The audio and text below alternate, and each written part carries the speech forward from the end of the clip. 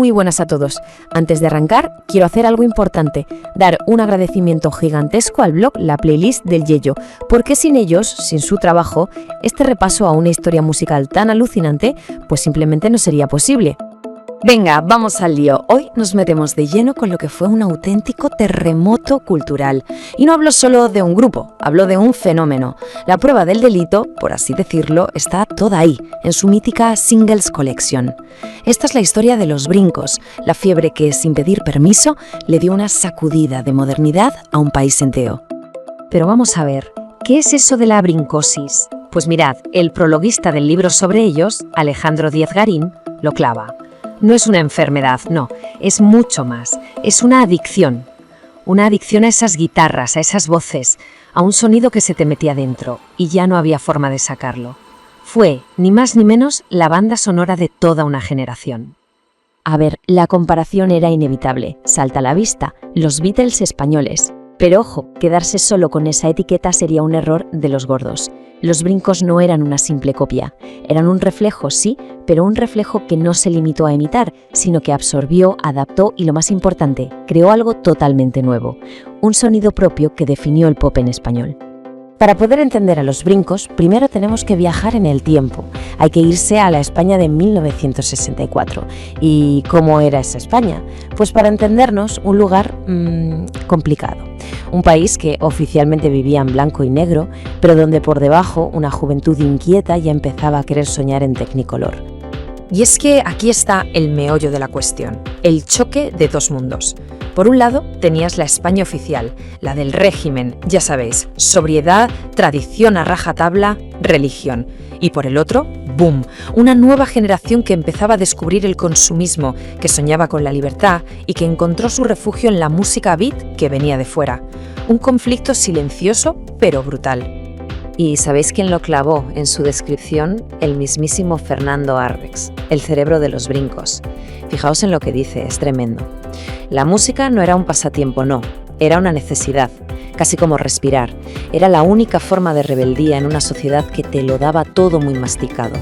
Era el sonido de los que no se conformaban. Así que, para que quede claro, el beat en España era mucho más que 4 acordes.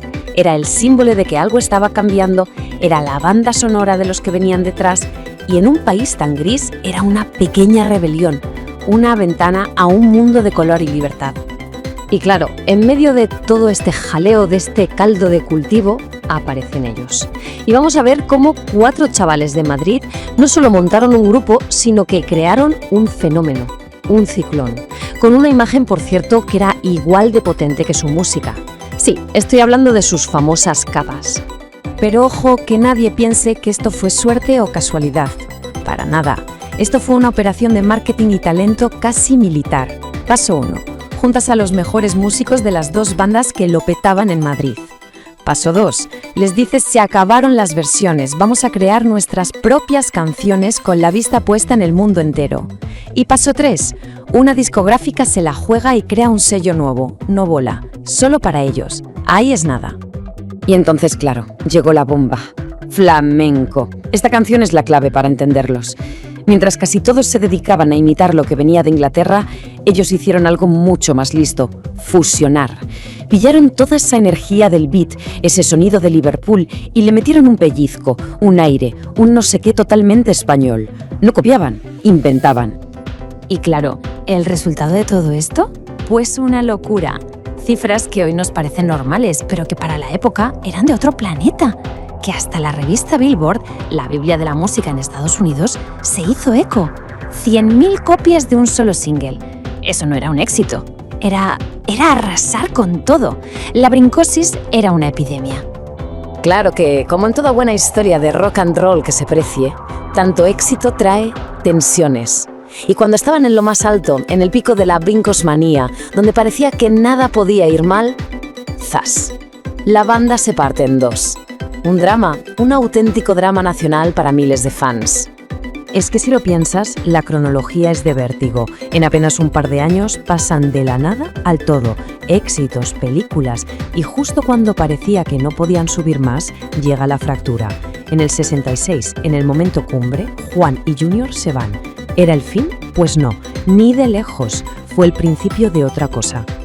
Y aquí llega lo más curioso de todo, el giro de guión, porque la ruptura, que parecía una tragedia, se convirtió en una especie de oferta 2x1 para los fans. No perdieron un grupo, ganaron dos.